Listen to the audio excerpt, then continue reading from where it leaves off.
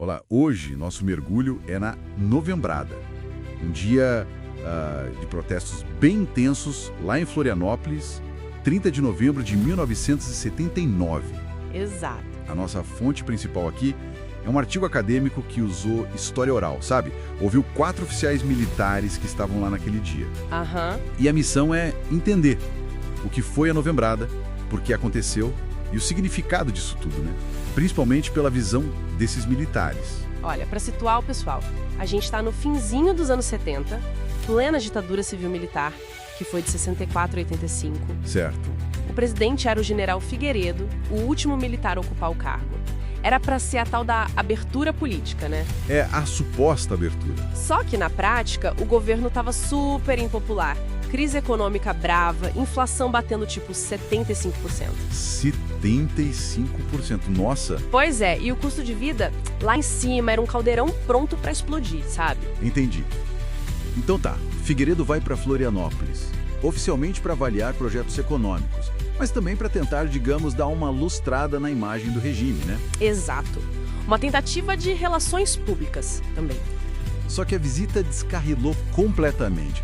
Por que deu tão errado assim? Então, as fontes que a gente tem indicam uma combinação de fatores, uma tempestade perfeita mesmo. Tinha o descontentamento geral com a crise, claro, aumento da gasolina, da luz. Isso pesava muito no bolso. Com certeza. Mas o estopim mesmo, o que realmente acendeu a coisa toda, segundo o artigo e os militares entrevistados, foi a decisão de botar uma placa homenageando o Marechal Floriano Peixoto. Peraí, homenagear o Floriano Peixoto? O cara que dá nome para a cidade, Florianópolis? Isso foi o problema? Parece meio... Contra-intuitivo, né? Totalmente. E aí que entra a força da memória local, que é fascinante. Conta mais. Para muitos catarinenses, especialmente em Floripa, o Floriano não era herói nenhum. Pelo contrário. Ah, é? Ele estava ligado a um episódio muito doloroso da história local. O fuzilamento de centenas de pessoas importantes da região, lá na ilha de Anhatomiren, em 1894. Caramba, 1894. Sim, durante a Revolução Federalista, um conflito civil super sangrento aqui no Sul. Então, homenagear o Floriano ali naquele contexto de tensão... Foi visto como afronta. Exatamente. Um dos militares entrevistados, o coronel Edmundo José de Bastos Júnior, usou essa palavra mesmo, uma espécie de provocação. Que loucura. Uma ferida histórica de quase um século antes, né? Explodir em 79. E a segurança local. O pessoal responsável por, sei lá, antecipar esse tipo de tensão não alertou? Pois é, essa é outra parte interessante. A perspectiva de um dos entrevistados, o coronel Nilo Marques de Medeiros Filho, ele era o responsável pela segurança do presidente na visita. Certo. E o que ele disse? Ele conta que a equipe de Brasília só avisou dessa placa tipo em cima da hora, pouco antes de inaugurar. Não acredito. Ignoraram completamente os alertas sobre os riscos, sobre essa sensibilidade histórica local. Nas palavras dele mesmo, registradas no artigo. Culpa deles. Uau, culpa deles! Isso mostra uma desconexão, né? Do governo central com o que estava rolando na cidade. Uma desconexão tremenda.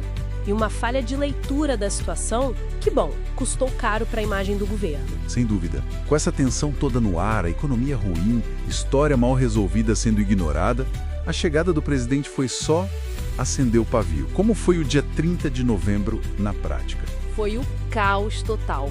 Manifestações gigantescas no centro, principalmente na Praça 15, ali em frente ao Palácio Cruz e Souza. Onde o presidente estava, né? Sim, e tem relatos, inclusive, de que o Figueiredo teria reagido da sacada com gestos obscenos para os manifestantes. Sério?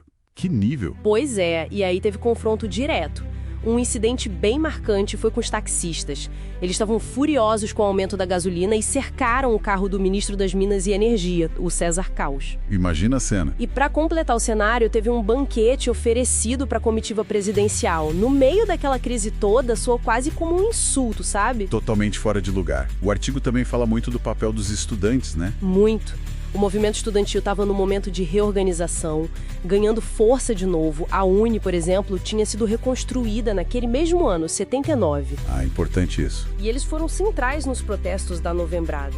Os militares entrevistados, aliás, já meio que esperavam a participação deles. Viam os estudantes como a oposição organizada de esquerda.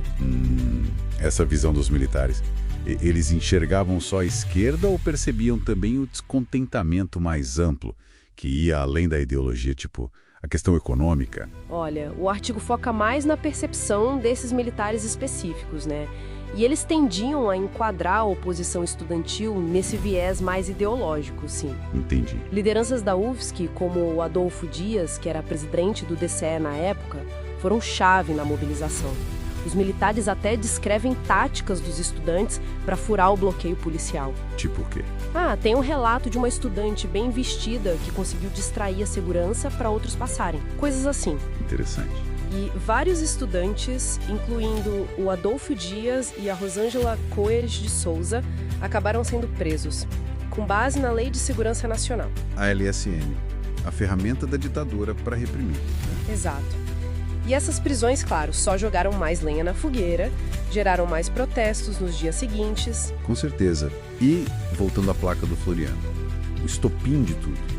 O que aconteceu com ela no meio dessa confusão toda? A história da placa é quase um capítulo à parte. Surreal. Conta aí. Ela foi arrancada pelos manifestantes, queimada, arrastada pela rua. Teve gente que passou com um carro por cima, tipo, atropelada. Um símbolo de raiva mesmo. Nossa. Destruída. Totalmente. E aí vem o detalhe mais curioso. O coronel Nilo Marques, aquele da segurança presidencial. O que culpou Brasília. Esse mesmo. Ele conta que, depois de tudo, ele recolheu a placa destruída do chão, disse que ainda estava quente. E o que ele fez? Guardou, escondida, no forro da casa dele. No forro? Por quanto tempo? Por 30 anos. 30? Caramba! Por quê? Ele disse que considerava a placa um documento histórico daquele dia, que precisava ser preservado. Só foi entregar oficialmente para o município em 2009. Uau, que história! Uma peça literal daquele dia tenso guardada por décadas no forro de uma casa. Incrível! Né? Então tá, juntando as peças aqui. A Novembrada não foi só um protesto isolado, um dia de fúria. De jeito nenhum. Foi tipo a confluência de várias coisas. Crise econômica pesada, essa memória histórica local super dolorosa que foi ignorada, e a resistência organizada, principalmente dos estudantes que já vinha crescendo. Um evento que arranhou feio a imagem do Figueiredo e mostrou as rachaduras da tal abertura. Exatamente.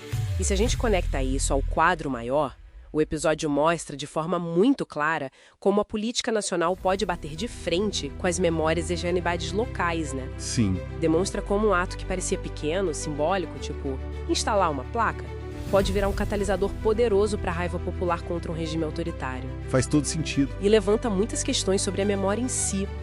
Como ela é construída, como ela é disputada, o contraste entre a narrativa oficial, a narrativa popular, e até as lembranças dos próprios agentes do regime, como esses militares anos depois do fato. É verdade. E isso me deixa pensando numa coisa pra gente fechar. Esses militares contam as versões deles muitos anos depois, né? Já num Brasil redemocratizado. Sim, o artigo é baseado em entrevistas bem posteriores. Fico pensando, como será que o tempo e o próprio fim da ditadura acabam moldando a maneira como todos os envolvidos de todos os lados daquele conflito lembram e narram um evento tão carregado, tão intenso, como foi a Novembrada?